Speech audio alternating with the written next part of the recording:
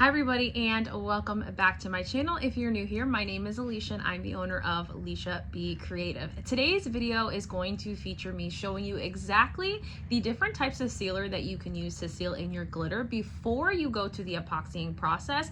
And I'm also going to show you how I like to epoxy tumblers when I'm going to be batch epoxying more than one tumbler at a time.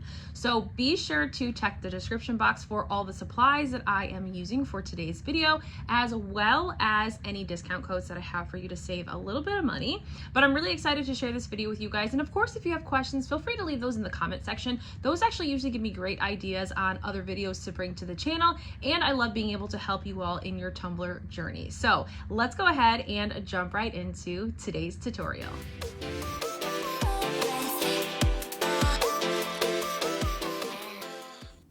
Okay, so I'm really excited about this one and I hope that you are too. So I'm going to start by showing you the different types of sealer that you can use to seal your tumblers. Now you'll notice that all the cups that I'm using today are in various stages of the process, but I will talk about each of them. So this tumbler is going to be getting its 2 final coats after adding a name decal, and I'm going to choose to seal this decal in with polycrylic. So this is Minwax polycrylic. I'll put an image here on the screen. You can buy from any sort of home improvement store. I typically get mine from Walmart, if not from Amazon, and this is really great for sealing in UV-DTF, vinyl, any sort of decal or vinyl that could potentially cause an issue with your epoxy. It dries in about 30 minutes, sometimes sooner, but you only need a really thin coat over the top of your decal in order to make sure you have that barrier for your coat of epoxy.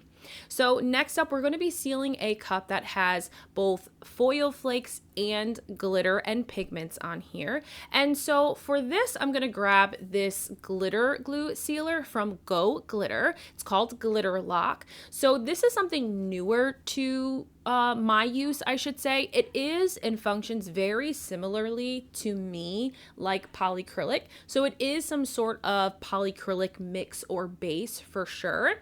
But what I'm going to do with this is I'm going to just apply this just like I would my polycrylic.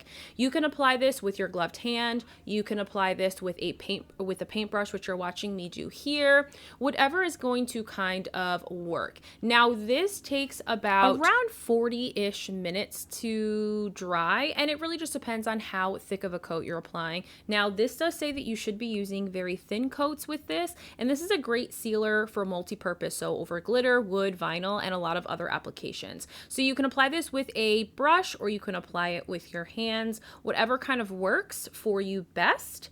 And yeah, it's very similar, I think, to polycrylic. So this is always like my second go-to if I don't have polycrylic on hand. So just brushing that on a nice thin coat, you should see a little glossy shine, but there shouldn't be any sections where you're noticing that that sealer is kind of, dripping or falling off the sides on one side or the other. So we'll set this one aside to dry, and then we'll go in and check out the next sealer. So this is a cup that is fully glittered with just the vinyl underneath. And so we're going to just very easily and gently brush off any stray glitter. And this is just going to prevent that when I'm using a brush to apply our next sealer, that I don't end up pulling any of that stray glitter into any other sections.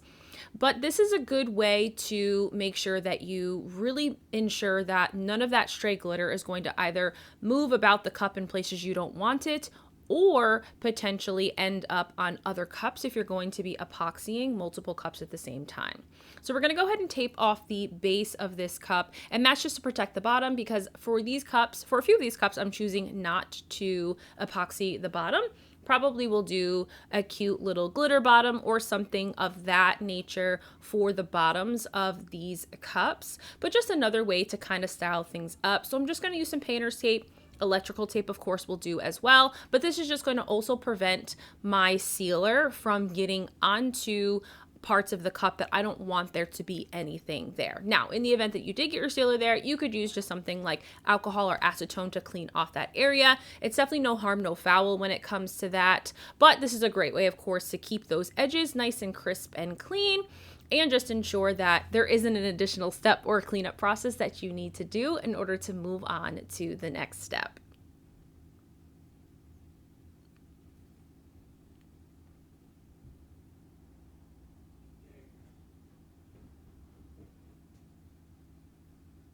Okay, so we're going to take this over to my spray area and we're just going to use a clear spray paint. So I grab up Color Shot whenever I get the chance, but any clear spray paint will work. And you can certainly use either matte, you can use satin, you can use gloss clear spray. As long as it's a clear spray, any of those will work. I do find that the matte clear does dry a little bit quicker, but honestly, any of those will do. So we're going to spray that completely, and this is going to take anywhere from 45 minutes to an hour to dry, a little bit longer because of course it's spray paint, so it will take a little bit longer before I feel fully confident to go in epoxy. So our final cup here, we are going to be using good old Mod Podge. So this cup has some foil flakes on it. It has a little bit of glitter, a little combination of everything here. I've already taped off the bottom, but we're gonna go in with Mod Podge. So I like to use Mod Podge as a sealer as well. And it's very versatile when it comes to that. This Mod Podge is going to create the barrier that's needed to prevent our glitter or our foil flakes from transferring across the cup and or transferring to other tumblers, creating sort of like that glossy but dry barrier from on top of our coat, which is really going to help us during the epoxying process. So you would apply your Mod Podge just like you would the polycrylic or the glitter lock sealer, and you're essentially just going to add a nice thin coat of that Mod Podge all the way around the cup, trying to minimize the amount of streaks as you can if possible. Remember though that you don't need a whole lot. The goal here is really just to give that thin layer, give that thin barrier something to stick onto, but you don't want globs of it because that will show up underneath your coats of epoxy. But if you do keep this nice and thin, you shouldn't see any of those streaks and you shouldn't see any of this sort of Mod Podge underneath. Once this Mod Podge dries, it will be fully clear. So you shouldn't see any white residue left behind. Now it is important to make sure that this is fully dry before you take it over to your turner to epoxy it, because if you don't let it dry fully, you will end up with a situation where you'll have cloudy sections under your epoxy where that Mod Podge has not fully dried. So Mod Podge is going to take the longest to dry. We're looking for anywhere from an hour to 2 hours, and that just depends on, of course, the temperature of your space. And of course, you can speed up that process with, a heat gun, a hair dryer, a fan, something just, of course, to allow that area to dry a little bit quicker. So now we're going to go ahead and get into the epoxying process. So I have already set up all of my cups on my turner, and we're going to be epoxying multiple cups. So I'm going to be working on 4 cups on the turner, all of about, between 20 and 32 ounces space. So we will need quite a bit of epoxy. So before I did pour my epoxy, my Flint Sisters Artist Cure, into my 2 cups here, I did put this in a hot water bath. What a hot water bath is just literally 2 cups that I have that are specifically for my epoxy that I fill up with hot water, and I just set my bottles into that. Now, you don't always have to do this, but I do prefer because it does allow me to minimize the amount of bubbles that I have when mixing before I go ahead and start the mixing process. So because we're going to be doing 4 cups, we are going to need to almost double the amount of epoxy that we need. So I filled up both cups of part A and part B measuring cups, 30 mLs of each, and I've done that twice, which is going to give me a total of 120 mLs of epoxy. Now, I will have a little bit of epoxy potentially left over, and of course you can use that epoxy in molds, you can use that epoxy on other cups you have that need to be epoxied, but remember, you can't save epoxy once it's been mixed. So I'm going to mix my epoxy thoroughly, anywhere from 5 to 8 minutes, to ensure that there are no cloudiness in my epoxy and there's no ribbons of unmixed epoxy. If you see either of those, that means that your epoxy is not fully mixed. Mixing your epoxy fully is super important to ensure that you get a proper cure. Epoxy that is not mixed properly can potentially lead to issues with your tumbler not curing, or that layer of epoxy being tacky and sticky and really still being toxic. So really making sure that you are thoroughly mixing your epoxy is going to be a great step in the right direction for your first tumbler epoxy project. So we're going to continue to mix until I feel that this is fully mixed and I'm not seeing any more of that cloudy look or any of those ribbons, scraping the sides and of course scraping the bottom. You will notice I have some bubbles in there, but I will tell you that most of those bubbles will be squished out when we apply it to our cups. And then of course we'll use a torch at the end after application, and that also is going to eliminate all of those bubbles. So we're gonna go ahead and get the rest of our PPE on, make sure I have my apron on since I have some of my good clothes, and I already have my half mask respirator on to protect me from the fumes of epoxy, which I put on before mixing. But now we're gonna go ahead and apply our epoxy. So for me, I always have my turners turning to the right, and I always start on the right hand side of my turner. It's just a preference thing. Even though I do use my right hand, so I always move in sort of like this left to right motion, I should say. I think it's just the me and me. It just seems to be the easiest. Otherwise, if I move in the other direction, I always find that I end up like getting the back of my gloved hand pushed up against the other cups as I'm epoxying. I seem to be a little clumsier in the right to left rotation. So we're going to start by just adding a nice thin coat of epoxy. As you can see, and it'll be clear as I move to the other cups, I just start by using my pointer finger on the cup and sort of just the side of my hand and pouring that epoxy in front of it, just a small bit, and then using my hand to just gently allow that to glide across the cup as the cup spins and rotates. I do this in about 3 sections. So I start at the top, then I'll move myself to the middle, same process, and then of course to the bottom.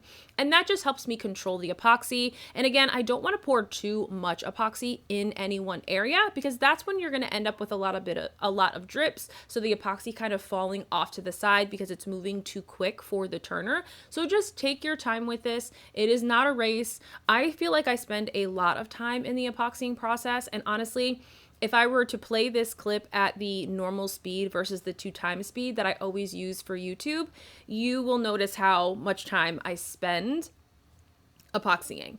I also do these up and down motions, and that really is just to prevent any like streakiness or unleveled epoxy where there might be more epoxy in one section or the other. So that up and down motion just helps me kind of pull the excess down and put it into some of the other areas that need that additional epoxy. So same process here. Again, I start at the top and just kind of go around the cup. Then I'll move to the middle, and then I'll start to do those up and down motions. And of course, we can't forget our bottom. So this is our one cup that is going to need epoxy on the bottom. And I typically always do the bottom and the bottom edge last. And that's really just my own preference. I see some people start with it first. It's just my preference to do it last just because it goes with the flow of the way that I'm doing things. So final cup here that we're going to go ahead and add our epoxy to. So I'm just going to continue to add a little bit of epoxy again, starting from the top and just kind of using the side of my hand to just guide that epoxy. I'm not pushing that epoxy.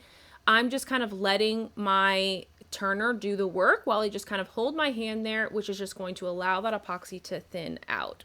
So depending on the stage at which the cup is in the process will determine how much epoxy you need. Since these have really either thin layers of glitter on them or are on their final coats, I don't need as much epoxy because there's not a lot for the epoxy to need to soak into or to adhere to versus a fully glittered tumbler. So I would say that each of these cups probably needed anywhere from maybe 20 to 25 mLs of epoxy, and it really is just because, again, most of this cup is already smooth and there isn't a whole lot on the cup that actually needs to be sealed or be kind of covered, since we're already working on a really rather flat surface and we don't have a lot of glitter where that epoxy might be soaking into. So we're just going to finish up here, and when I get to the end after I've done like my cups, sometimes I'll have a little bit of epoxy left, and depending on how much I have left, sometimes I'll just go back and go through all of the cups and kind of spread that epoxy among all of them, which you see me doing here. And other times, if I have a lot of epoxy left, I always have a bit of mold sitting by my epoxy station that I can just pour that extra epoxy in with some glitter to make coasters and such, as little freebies and extras for my orders. Last thing we're going to do is we are going to torch these. So we're going to torch each of them, and that's just going to ensure that we are removing all of the bubbles that may have been introduced when applying or may have been in the epoxy as those rise to the top. So of course, epoxy is self-leveling, so we're just going to allow this to spin, and it is going to level and even itself out, and we won't have to worry about doing anything else. We're just going to keep these on until our epoxy is firm. So anywhere from 10 to 12 hours is how long I'll keep this on for artist cure, and then I will shut my turners off or stop them from turning, and I will just allow them to sit until fully cured, which can take another 12 hours depending on the temperature in your craft space. So this was a lot. I hope that you guys did enjoy this video. If you have questions specifically about the epoxying process that maybe I didn't cover, feel free to leave that information in those comments down in the comment section, and I'd be happy to either do a video or share my recommendations and thoughts on those questions. Thank you guys so much for watching. Have a fantastic rest of your week, and I'll see you in the next one. Bye!